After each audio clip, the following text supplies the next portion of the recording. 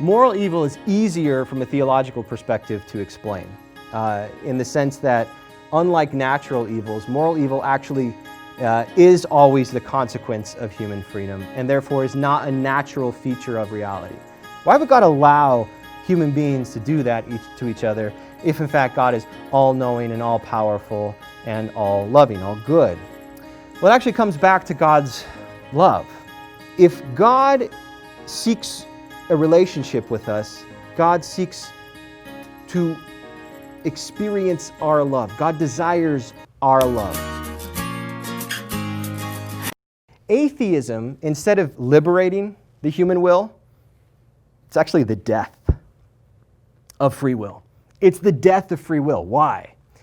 So, if God does not exist, and that's what atheism is claiming, existence by definition is accidental and arbitrary. And all that exists is matter, stuff. That's it. It's just stuff. Okay? So, if existence is accidental, that's called materialism. If existence is accidental and arbitrary, well, you know what that means? That means you and me, well, we're accidental and arbitrary as well. Full stop. Full stop, right? Totally arbitrary. There's no meaning, purpose to us. So, that means that we are created and maintained. If the atheists are right, we're created and maintained until death by blind forces that are completely outside of our control. So despite whatever illusions that I may have that I'm a self, a responsible self, a self that makes choices and acts and is loved and is capable of loving, or that I have a nature, or that I have a meaning or purpose, that's all an illusion. It's all just generated by these arbitrary chemical reactions, right? If atheism is true, that necessarily is true. So any choice that we make, any kind of love you experience or any sense of responsibility or purpose, it's all an illusion. So if that's all an illusion, you know what else is an illusion? Freedom is an illusion. You can't destroy everything and say, but I take this one back, right? It doesn't make sense. You can't say that everything is arbitrary except for freedom. Because, and to go back to this conception of materialism, if matter is all that matters, show me the freedom atom. Like seriously, where's the freedom atom or the quark or the freedom electron? Like where is it? If you're talking about everything being material but we still have free will of some sort, then you're going to have to show me matter, freedom on a platter that is just made up of stuff. It doesn't exist, therefore freedom doesn't exist. You see? So atheism is being inconsistent if it claims that there is no God and yet human freedom is something real. They're the ones destroying human freedom, not the theists. On the other hand, if God does exist, then free will actually can exist. Now, we have to be clear here that this depends on your definition of God. There's lots of different definitions of God, and if I conceive of God as this sort of ornery tyrant who totally controls his subjects, then I might not get free will out of that. But that's not the Christian God. Okay, so that's not an issue for Christianity. It may be for some other conceptions of God. There's nothing inherently incompatible with saying that God exists and God creates human freedom. It's not a contradiction. God can exist and God can genuinely create human freedom. And then what human freedom properly understood is the free choice to act in accordance with reality itself, and that's entirely up to us in one way or another, or to act against reality itself. So I'm not saying that we're totally free, but we're saying we're actually free. And we can say that we're actually free only because freedom exists because God has created it. So free will is actually a gift of theism or belief in God, not of atheism. All right, the last objection, objection 3. Believing in God makes you a closed-minded, intolerant sheep. I'm sure you've all heard that, right? Or one variation of that. Closed-minded, intolerant sheep. So, I want to break these down. First, closed-minded, then we'll look at intolerant, then we'll look at the nature of sheepness. Okay. Closed-minded. What does it mean to be closed-minded? To be closed-minded, in a most basic sense, means that you're not open to any new ideas. Okay, but look at here. Closed is an adjective of minded. So there's something about mindedness here. So what does it mean to be minded in the first place? So I want to know what my mind is to make sure that it's not closed. Okay, so I need to get zero in on mind. Okay, a mind means that you're capable of logical and rational thought. You're capable of identifying and weighing evidence. And you're capable of coming to a conclusion that is true, or at least most plausible. But it looks truer than the alternatives. But wait a minute, if that's what mind means, then that implies that what? Logic and rationality somehow exist, that they're not just sheer illusions or fantasies or fever dreams that we have, and B, that the truth, at least some sense, actually exists. So in order to say that there is a mind, that the mind has these features, you're saying that there's some kind of truth and mechanism for apprehending the truth. Wait a minute. If there's no God, then there's no truth except for the truth that there is no truth, which literally means that any other thing that you could possibly say in any sphere of life, whether political or religious or social, is moot. In other words, you're the most closed-minded person ever if you are sincerely following the logic of your own position. There's nothing left to discover if there is no God, because all conclusions lead back to that one nullity. So you literally have nothing else to say. You just wait until you die. Like, stop bugging everybody else. Just be until your time comes. You see, our minds necessarily, in order to be open, need to be open to a reality, not a nullity. So the condition for the possibility of being open-minded is recognizing that there is something for the mind to grasp besides the absence of being, right? So as opposed to being the enemy of open-mindedness, theism is what makes open-mindedness properly understood, because an infinitely open mind is no longer a mind, it has no constraints. But open-mindedness in the sense of the search for truth, the only possibility for that is to say that there is a truth that somehow precedes the mind, that's not dependent upon the mind itself. So it's theists who are open-minded, not atheists. How about intolerance? We're intolerant. Okay. Smell test. This is one of my favorite tests in philosophy. When you hear somebody say something, you're like, That doesn't pass the most basic muster of experience. So here's the smell test. Which group of people demonstrates greater intolerance nowadays? Believers or unbelievers? Right? Where do you find most intolerance nowadays? If my experience has been any indication, I can see from your faces, that looks like this is not just anecdotally mine. The greatest sources of intolerance, meaning that I can't even abide you saying an idea that disagrees with my idea, and so I'm going to find some way to make your position not only unable to be expressed, but pathological, meaning that if you say that, you're either insane or evil. So I'm going to change the mechanism of free speech so that only certain ideas can be uttered. Where's that coming from? Is that coming from the Catholics?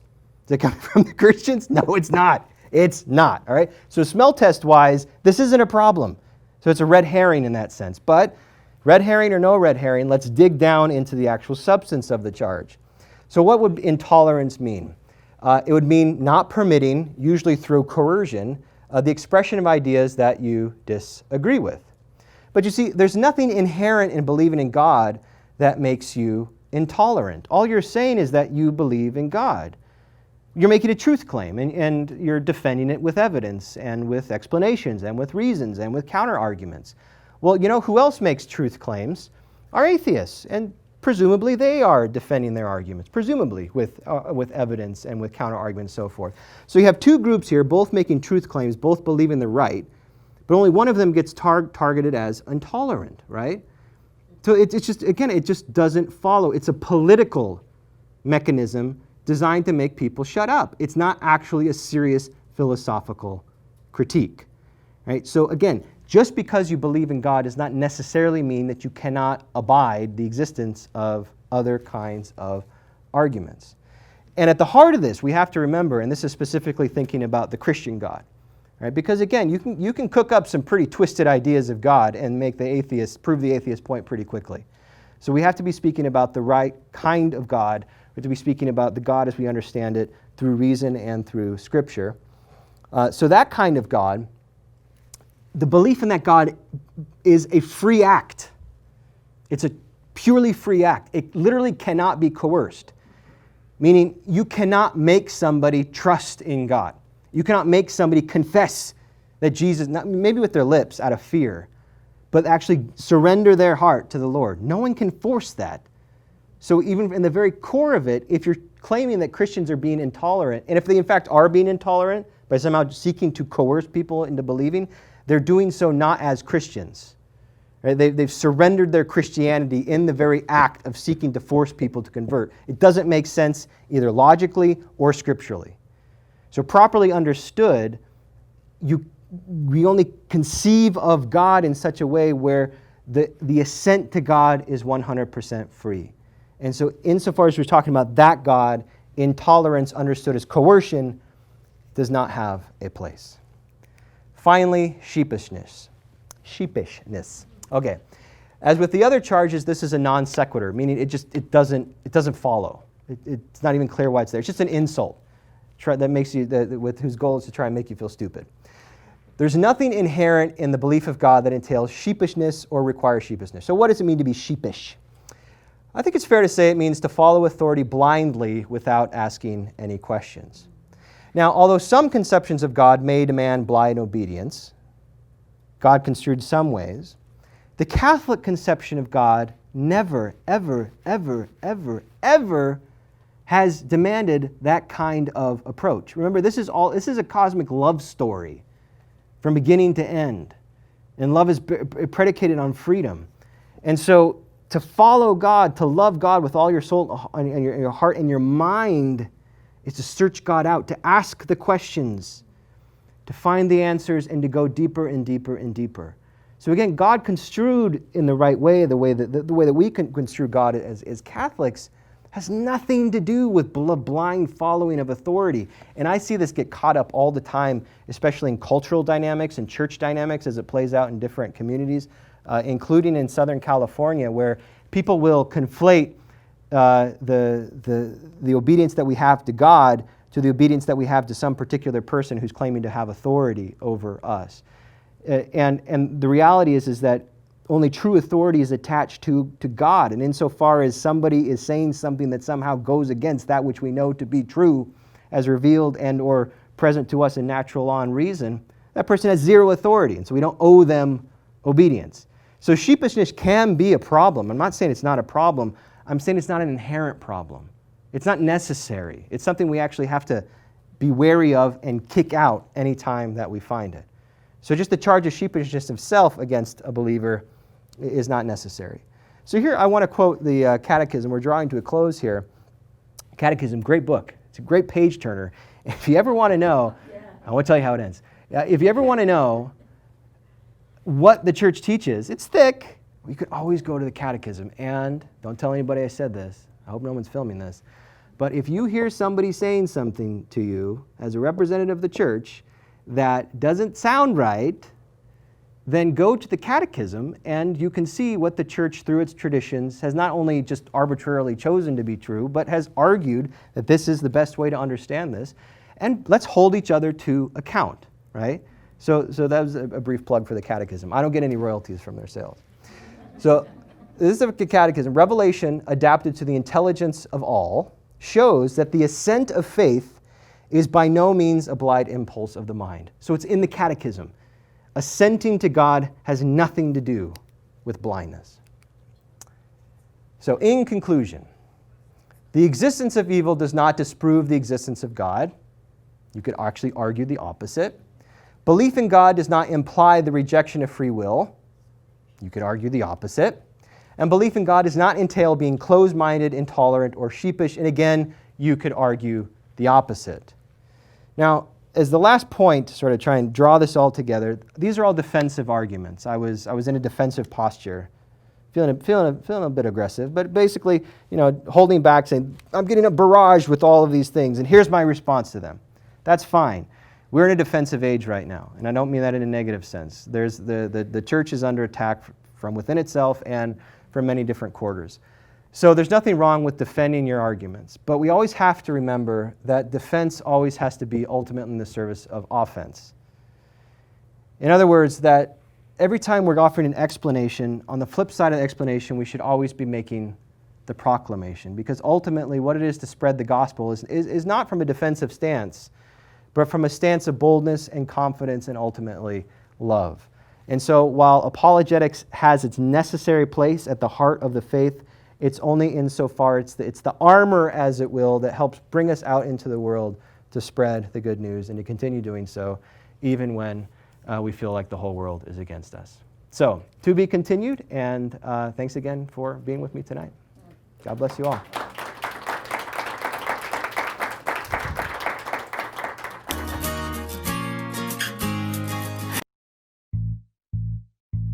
Do you want to fall in love with God? I'm sure we all want to. The book of Psalms contains the directions. Thousands of years ago, people like you and me talked to God out of the depths of their hearts, revealing an intimate love. Psalms are the expression of the faith in God by people around 3,000 years ago. God was not a mere abstract creator, but was present, involved, and a real person of power and emotions. Now, when we read or listen to the Psalms, we can know the intensity of this love. Entering into the influence of the Psalms, we can find a path to know and love God. To know more about the Psalms, you should get a copy of Father Mike Manning's booklet, The Psalms. It will help you to understand the 150 Psalms better as he has categorized them. He uses the technique of acts: adoration, contrition, thanksgiving, and supplication. Get your copy today and know the categories. Learn to pray with the Psalms. Call the number on the screen or email us. You can also get it through our website. Get your copy today. Even as you go through these, if a person wants to say God doesn't exist, or basically if they've gone through some rough stuff in their life, they will not always, but they will probably be inclined to blame God no matter what. It's no matter what the natural, other, because God is all good, because God loves me, because God knows everything. Why is this happening to me? That's and it's not because of a lack of belief in a God, but it's your human condition. Yeah. Why? Yeah. And it's just because you try to rationalize why is this happening? Yeah. And maybe you can rationalize and see some of the things that led you to this, but I can understand very well when somebody has suffered something greatly diminishing to them, how they will question God. Of course, that's it's natural in a sense, right? And I'm sure all of us have done it. When I was going through a really rough patch once, and I went to go meet with a priest, and he said, "You need to read the book of Job." I was like, "That's the last book I want to read right now, is the book of Job." And so I went to go read the book of Job, and it didn't really help me, because Job was going through some very, very terrible things, and Job perhaps is the only person in history ever not to rebel. So he does ask why, but he never flips over into outright rebellion. He always says, no, God is God. It only occurred to me a long time later that I was reading the book of Job wrong. What I was looking for in the book of Job was some sort of therapeutic release from my own suffering, as if it were like I was reading the book of Oprah or something like that. But what the book of Job, at the heart of the book of Job, is the idea that God is God, independent of how we feel about it. And that, within one light, can be terrifying, because we can say, how can it be that God is and I am in this particular situation? But if we can pass through that darkness, what we see on the other side is that the truth, in a sense, as cliche as it is, it does set you free. Because it means that no matter what is happening to you now, it is all for good. It is all for good. And that what matters is that you hang on to the truth, not because it feels good, not because it's giving you relief or release in this very instant, but because it's true. There's an insight in cognitive behavior psychology, which they just ripped off from the Catholics, which it's an adaptation of virtue theory, which is that you act as in such a way where you don't treat your feelings as real. So oftentimes our beliefs and our feelings get really wrapped up together. So if I'm feeling terrified, therefore I believe that terror is what most fundamentally exists. Or if I believe that I'm weak, then I believe that, or if I'm feeling weak, then I believe that I actually am fundamentally a weak person. Or if I'm feeling depressed, I actually believe that I'm actually no good, right? And what cognitive behavioral therapists will get you to try and work on, from a purely secular perspective, is that, you know what, your feelings are not reality. They're a response to reality. So try to live according to reality and not your feelings about reality. So let me tell you the reality. Well, again, that's just ripping off the scriptural insight here, which is that live according to the truth that God exists and God loves you. That doesn't always mean that you're going to feel good. That doesn't always mean that everything is going to come together in the moment that you want it to come together. But again, that doesn't mean it's not true. Job got that. Job understood that. And he understood it through every single terrible thing that happened to him. He didn't understand it 10% or 20% or even 85% or even to the A range, 90% he understood it. He understood it 100% that God is God. And see what happens to Job at the very end of the story. And that's the insight. The insight is stay true to the truth. And that will carry you through. And that gets ramped up all the way once we import that into the story of the crucifixion and the resurrection. So it may not help in the moment for the person to hear that God is in control, but if they're willing to stick with it, it will. It will. You know, there are things that we question, and somehow you give us the answer to deepen our understanding. Anyway, I have little curiosity. Like temptation, as what you said, the natural evil, despite of the human freedom, is temptation is also part of God's, like, a test to us? That can we acknowledge temptation and yet we can segregate it, not to attempt or take that temptation, and yet we still be in the path of freedom of choice? Yeah, it's a good. Well, I think one way to express that, if I'm interpreting the question correctly, is to say, well, doesn't every rose have to have a thorn, kind of thing? The actual answer is no. That from the Catholic perspective, that would mean that God created a world in which God intentionally desired and wanted, as it were, some form of evil as evil to exist, to be a test to human beings so that they could test their mettle, so that they could demonstrate themselves to be good. What Catholics would say, what the tradition would say, is that if God created evil, then that must be that there is evil within God, that God had a sort of a template in order to put into the world, which means God would be a God of evil and of goodness, which is not only against Scripture, but it's also against reason, right? In the sense that how can something be both purely good and not purely good at the same time in the same way? So to apply that to the question of temptation, it's that God never intended temptation. Temptation is the state of affairs in which we recognize that we desire something that we ourselves know we shouldn't be desiring, right? That's what temptation is. We never feel tempted, like I should, I'm so tempted to go exercise right now, or I'm so tempted to order the salad instead of the chicken wings. Oh, it burns so deep, but no, I am strong, right? We only feel tempted towards things that we know are destructive to us, but we want them. But they're destructive to us, and so that generates the tension. So if we could locate this within Genesis, one of the first sin perhaps wasn't the bite of the fruit. It was, and she looked at the fruit and saw it was a delight. Yeah. That was the opening of the chasm that we created in the nature of reality, not God. So we have this draw to be God. We have this draw to be a source of our own value. We have a draw to be something that we're not. God didn't create us with that desire. God created us with the desire to love God and freedom. And what we did is we combined freedom and desire into this mutant force that created evil. And the reason we feel temptation is because we're still drawn to the good, you see.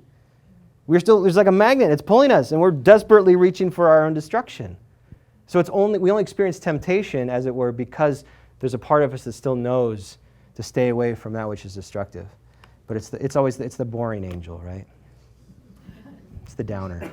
Okay. Actually, what she asked you and your response kind of prompted a thought. I read, I don't know, a few weeks ago about the praying the Lord's Prayer and that we're praying it wrong. Oh, yeah. Right? So can you comment a little bit about that? You know, saying that he wouldn't purposefully lead us into temptation. Yeah. And I don't know, I just want you to Sure. comment on that. The general interpretation of what that means as it comes out in English is not that God is like seducing us into an area in order to tempt us, but rather don't permit us to destroy ourselves. Stop us from doing stuff to ourselves that will destroy ourselves spiritually and physically.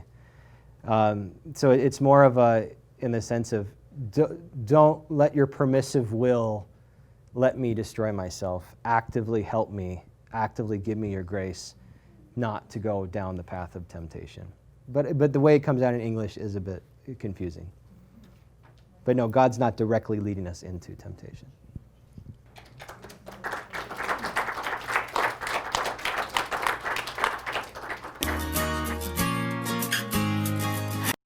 So this is the last episode in this particular unit of episodes. There will be more. And we're going to try and wrap things up by affirming the genius of monotheism. That's the name of today's lecture, the genius of monotheism. And so what I want to do today is to move from the defensive, from the apologetic standpoint, out into the affirmation, to really celebrate the whole idea and reality of God. And I think that the word genius is appropriate for it. Now, why? Think of our ancestors. Go back thousands and thousands and thousands of years, right? Now, the idea of God, it's just inscribed into human nature, right? Every single culture, as far as we can tell, that ever existed, has had this sort of innate recognition that there is a divinity. Now, at a gut level, it can make sense to say, well, there's a power in these mountains. There's a power in this ocean. There's a power in the skies. There's certainly a power in this fire, right? And so at that primordial level, we can see that there is that spark of the recognition that there is something beyond